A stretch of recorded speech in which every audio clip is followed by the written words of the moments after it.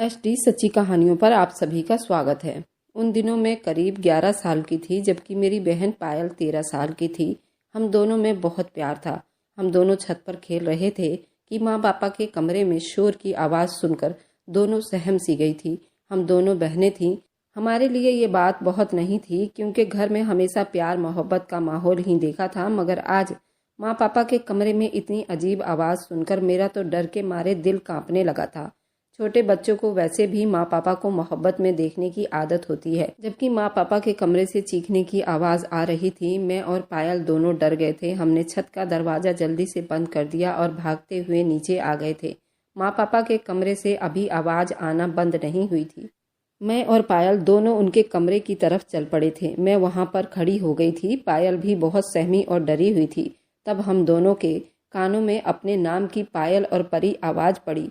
हमें यकीन हो गया कि लड़ाई हम दोनों के बारे में ही हो रही थी, जबकि हमारे घर में किसी चीज़ की कोई कमी नहीं थी। मेरे पापा ने घर के कामों के लिए नौकर भी रखा हुआ था, जबकि वैसे भी कोई तकलीफ नहीं थी। घर में पैसों की रेल पेल ना सही, लेकिन इतना ज़रूर था कि हमारी ज़िंदगी बहुत अच्छे से गुजर बसर हो रही थी।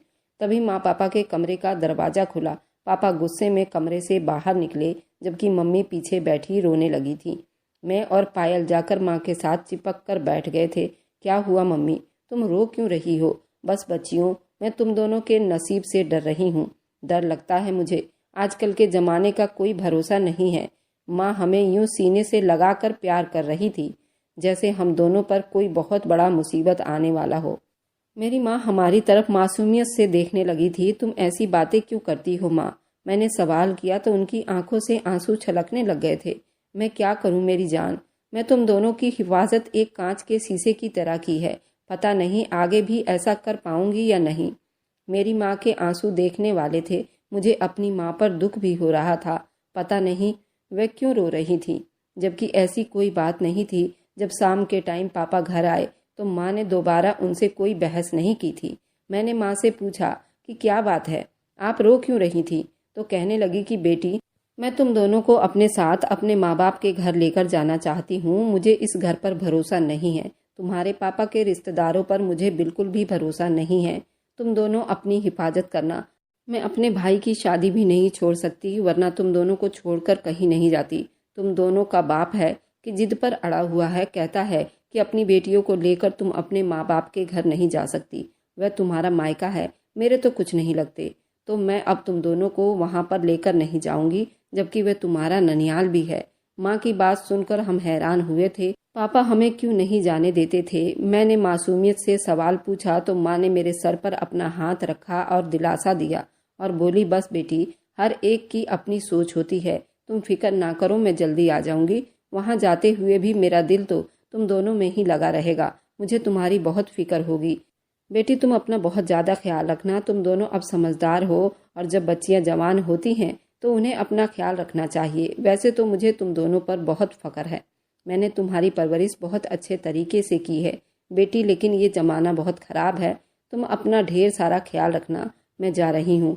माँ ने अपना बैग तो पैक करना शुरू कर दिया था, पर पापा उन्हें अजीब सी खा जाने वाली निगाहों से देख रहे थे। मुझे तो समझ नहीं आती थी कि पापा को माँ के साथ जाने में क्या समस्या थी। फिलहाल पापा तो घर से चले गए थे, लेकिन अब पापा से हम दोनों को ही बहुत डर लगने लगा था, क्योंकि हमारे पापा वैसे नहीं थे जो आम लोगों के होते हैं। वे तो हमें भी कभी प्यार से नहीं देखते थे, यहाँ तक कि हमें पास भी नहीं बुलाते थे। शायद इसलिए कि उन्हें बेटे पसंद थे और उनकी मर्जी के बिना उनके यहाँ पर 2 बेटियाँ और पैदा हो गई थी। कुछ मर्दों को ये बात बर्दाश्त नहीं होती और शायद पापा भी उनमें से ही थे।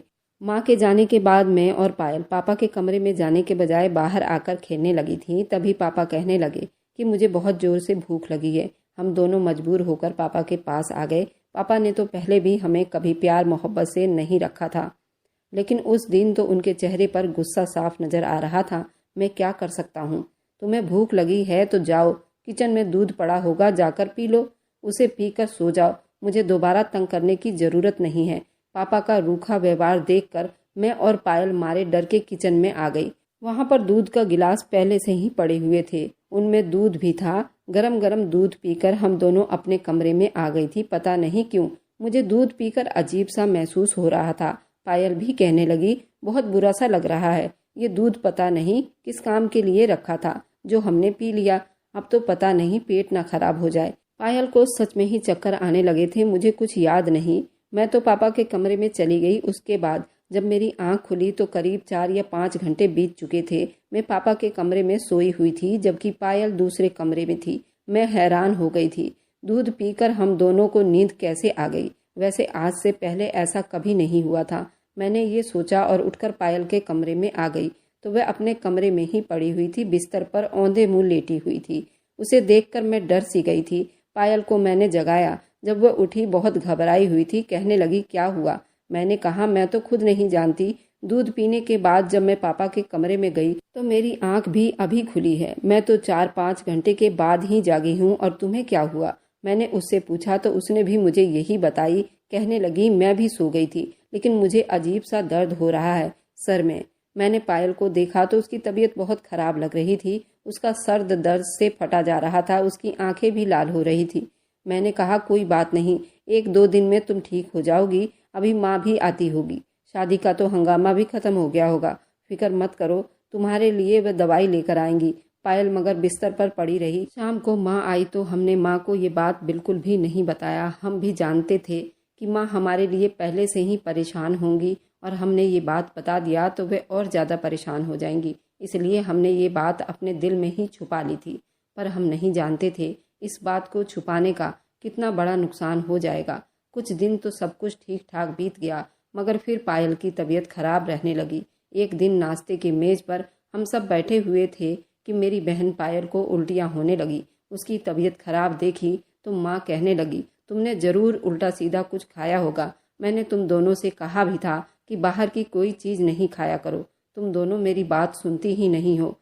माँ ने गुस्से से पायल को देखा। ये सुनकर पहली बार पापा ने हमारे हक में कोई बात की थी। तुम इन दोनों को क्यों डांटती रहती हो? ये हमारी प्यारी बेटियां हैं। पापा ये व्यवहार देखकर मैं भी हैरान हो गई थी, क्योंकि पापा तो हम दोनों को कभी भी मोहब्बत से नहीं देखते थे। आज उन्होंने इतनी मोहब्बत भरी माँ से बात की थी। हम दोनों के चेहरे पर खुशी की मुस्कुराहट आ गई थी। माँ भी हैरान थी, मेरे पति को क्या हो गया है? जो मेरी बेटियों को नफरत भरी नजरों से देखता था, आज वही उन्हें लाड प्यार कर रहा है। ऐसा मुमकिन ही नहीं था। और वह भी पायल भी। बेचारी पायल तो मेरी सौतेली बहन थी। माँ के पहले पति की औलाद थी। मेरी माँ ने मेरे पापा से दूसरी शादी की थी। मेरे पापा की पहली पत्नी मर चुकी थी। उसने एक बच्चे को जन्म दिया था। उस बच्चे की वजह से उसकी मौत हो गई थी और वह बच्चा भी मर गया था। मेरी माँ मेरी बुआ की ननद थी। मेरे पापा ने आज से पहले कभी प्यार मोहब्बत नहीं दिखाया था, लेकिन आज पापा की नज़रें उसके लिए बिल्कुल अलग थी। पापा के चेहरे पर प्यार नज़र आ रही थी, साथ ही बहुत सारी मेहरबानियाँ भी। शायद पापा को अब तो ये बात खल रहा था कि उन्होंने अपनी बेटियों के साथ जो व्यवहार रखा था वह ठीक नहीं था। पापा ने पायल को ढेर सारा प्यार किया और कहने लगे, मेरी बेटी के लिए मैं शाम को दवाई ले आऊँगा, तो भगवान की कृपा होगी, तुम ठीक हो जाओगी। पापा का ये व्यवहार देखकर माँ कुछ चुप सी हो गई थी। उन्हें भी यकीन नहीं आ रहा था कि मेरा पति तो 2 दिन में कैसे बदल सकता है, जबकि वो मेरे बेटियों से मोहब्बत भी नहीं करता था, उनकी तरफ नज़र उठाकर भी नहीं देखता था। पायल तो सौतेली भी थी, पर मैं तो सगी होने के बावजूद भी पापा ने कभी मुझसे प्यार नहीं किया था। जबकि आज पापा की मोहब्बत ने ये साबित कर दिया था कि उनके और हमारे बीच में जो फ़र्क है वह धीरे धीरे पिघल रही थी। मगर ये नहीं पता था कि एक दिन यही मोहब्बत बवाल बन जाएगी। उस दिन तो ऐसा कुछ नहीं हुआ। शाम हुई तो पापा दवाई भी ले आए, मगर माँ ने कहा, मेरी बेटी कोई दवाई नहीं खाएगी। मैंने उसे हल्दी वाला दूध दिया है, उसे पीकर आराम आ जाएगा। ये सुनकर पापा गुस्सा हो गए। बोले कि मैं ये दवाई अपनी बेटी के लिए लाया हूँ, मेरी बेटी ये दवा खाकर ठीक हो जाएगी। मगर माँ ने साफ मना कर दिया। बोली कि इतनी छोटी बच्ची को मैं दवाई नहीं खिला सकती, हल्दी वाले दूध से सब कुछ ठीक हो जाएगा। पायल कहने लगी, माँ, जब आप यहाँ से चली गई थी तो रसोई में दूध पड़ा हुआ था, उसे पीकर ही मेरी तबीयत खराब हुई थी। दूध पीने के बाद मुझे सख्त नींद आ गई थी। उसके बाद जब आप आई तो मैं जागी थी। पायल की बात सुनकर माँ फिर सोच में डूब गई थी। कल अनुज आप घर पर ही थे ना? क्या सच में दोनों ने दूध का गिलास पिया था? आप बताइए, उसके बाद क्या हुआ? ये सुनकर पापा भी थोड़ा हड़बड़ा गए थे। पापा कहने लगे, मुझे तो खुद नहीं पता सुमन, मैं तो अपना कोई केस तैयार कर रहा था। पापा ने जल्दी से इस बात को बदल दी थी, लेकिन परेशानी के असर तो उनके चेहरे पर भी आ गई थी। पापा की परेशानी देखकर मेरा भी दिल बुझ सा गया था। मैं सोचने लगी कहीं पापा फिर से बदल ना जाए। वह तो हम दोनों से अब प्यार से बातें करते थे, अब उन्होंने अपना व्यवहार बदल लिया था। पर माँ पता नहीं क्यों हर टाइम उन्हें डांटती रहती थी। अब वह हमारे साथ अच्छे थे तो माँ अच्छी नहीं थी। हम दोनों बहनों की जिंदगी में कुछ सुकून आया ही था कि एक हफ्ते के बाद एक और तूफान आ गया। इतना बड़ा तूफान, उसके बारे में कभी कोई सोच भी नहीं सकता था। पायल की तबीयत दिन ब दिन बिगड़ने लगी। अब तो उसका चेहरा भी अजीब सा हो गया था, पेट में चुभन सी रहने लगी थी। माँ ने जब ये देखा तो कहने लगी, मैं तुम्हें डॉक्टर के पास लेकर चलती हूँ। मेरे पापा भी माँ के हाँ में हाँ मिला रहे थे। उन्होंने भी कहा कि हमें पायल को डॉक्टर से चेक करवाना चाहिए। वे तो पहले भी उसके लिए दवाई लेकर आए थे, मगर माँ ही थी, उन्होंने उस दवाई को खाने नहीं दिया था।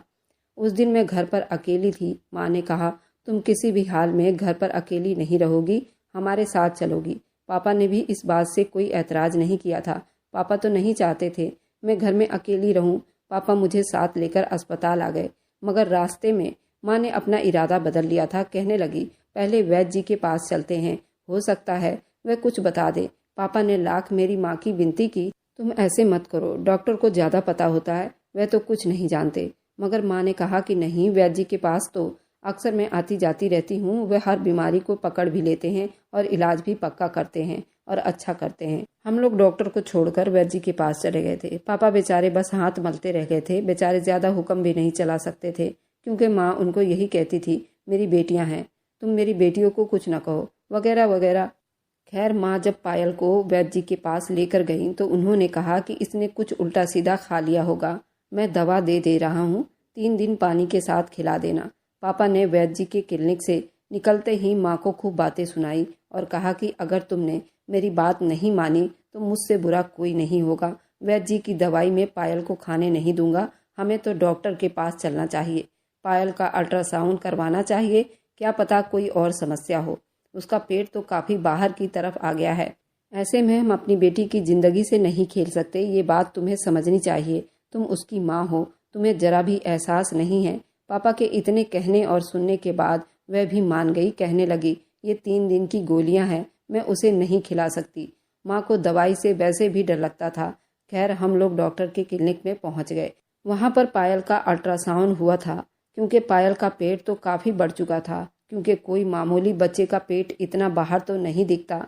मैं तो यही कहता हूँ, पायल का अल्ट्रासाउंड होना चाहिए, क्योंकि अल्ट्रासाउंड में सारी जानकारी आ जाती है समस्या क्या है। अल्ट्रासाउंड के बाद जब रिपोर्ट बाहर आई तो माँ और पापा को डॉक्टर ने कमरे में बुला लिया था, मगर ऐसे लगता था रिपोर्ट पढ़ने के बाद मेरी माँ के कदमों तले से ज़मीन निकल गई थी। उनके चेहरे के रंग बिल्कुल पीले पड़ चुके थे। कहने लगी, तुम यहाँ से बाहर चली जाओ बेटी, हमें पायल से कोई ज़रूरी बात करनी है। पापा तो चुप खड़े थे, मैं भी कमरे से बाहर आकर खड़ी हो गई थी, पर मुझे अंदर की आवाज़ साफ सुनाई दे रही थी। मेरे बाहर आते ही डॉक्टर ने माँ को बताया कि आपकी बेटी पायल माँ बनने वाली है और ये बच्चा 2-3 महीने का है, इसलिए आप लोगों को चाहिए कि आप अपनी बच्ची का ख्याल रखें। लेकिन ये सब कैसे हुआ? अब तो बहुत लेट हो चुकी है, मैं कुछ नहीं कह सकती थी। पापा और माँ डॉक्टर से लड़ने लगे, आप ऐसा कैसे कह सकती हैं? हमारी बेटी बहुत अच्छी है और शरीफ है, और आप ही बताइए उसकी उम्र कितनी है? अभी महज 13 साल की बच्ची है, उसने तो कभी किसी को देखा तक नहीं। मेरी माँ के तेवर अलग थे। तब डॉक्टर ने कहा, इस बात की तो मुझे कोई जानकारी नहीं है, आपकी बेटी के साथ ये हादसा कैसे हुआ, लेकिन मैं आपको सच ही बता रही हूँ, झूठ बोलने में मुझे कोई फ़ायदा नहीं है। आप जाकर किसी और डॉक्टर से अल्ट्रासाउंड करवा लें। लेकिन जो भी मैंने कहा वह सब कुछ बिल्कुल सच है, और इस अल्ट्रासाउंड की रिपोर्ट आप कहीं से भी जांच करवा सकती हैं।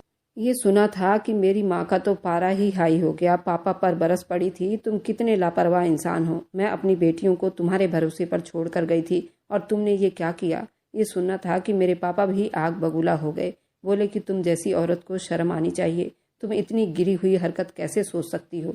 मैंने कभी सोचा नहीं था। मेरे माँ और पापा की लड़ाई काफ़ी बढ़ गई थी। पायल बहुत सहमी और डरी हुई थी, डॉक्टर के कमरे में बैठी थी। पायल बेचारी की उम्र तो इतनी कम थी, उसे तो पता ही नहीं था कि माँ बनना क्या होता है, औलाद कैसे होती है, वगैरह वगैरह। वह बेचारी तो बस डरी सहमी एक कोने में खड़ी माँ के अगले फैसले का इंतजार कर रही थी। माँ ने उसे बाजू से पकड़कर झकझोरना शुरू कर दिया था। बता, हमें सच सच तूने ये सब कुछ क्यों किया?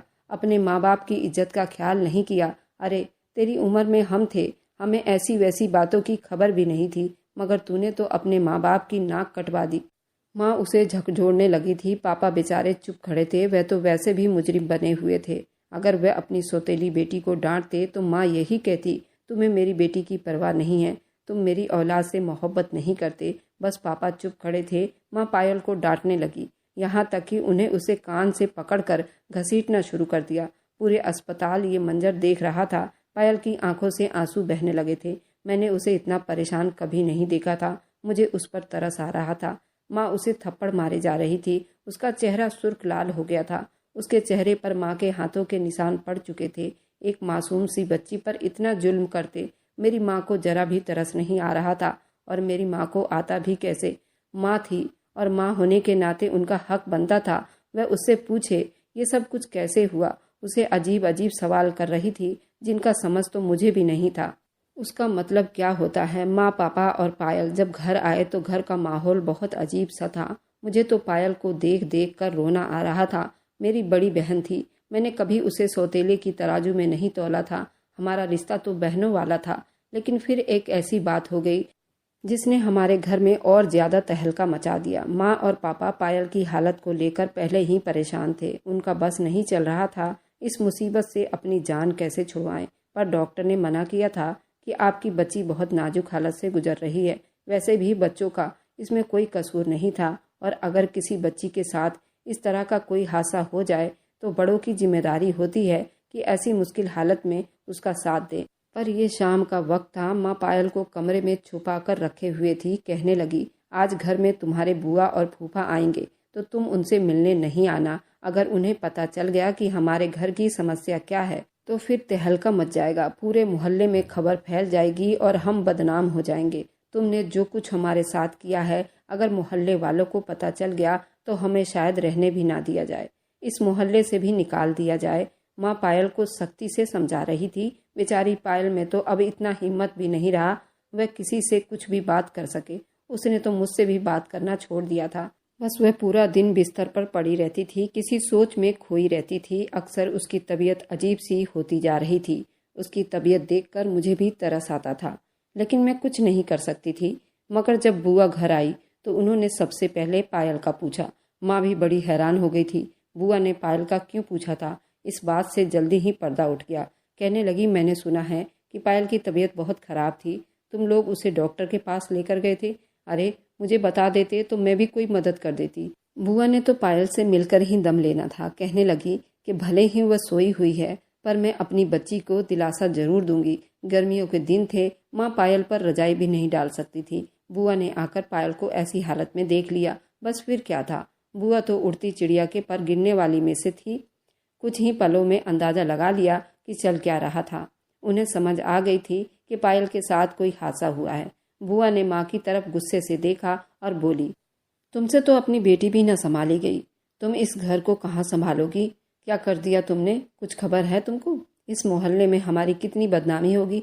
तुम लोगों को तो अब यहाँ कोई रहने भी नहीं देगा।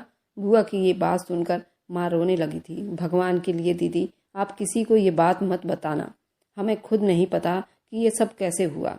अरे अब तुम मगरमच्छ के आंसू बहा रही हो। तुम्हें नहीं पता ये सब कुछ कैसे हुआ? तुम्हारी बेटी है ना गंदे खून की, ये सब तो होना ही था। ये जो हो रहा है तुम्हारी नजरों के सामने नतीजा है।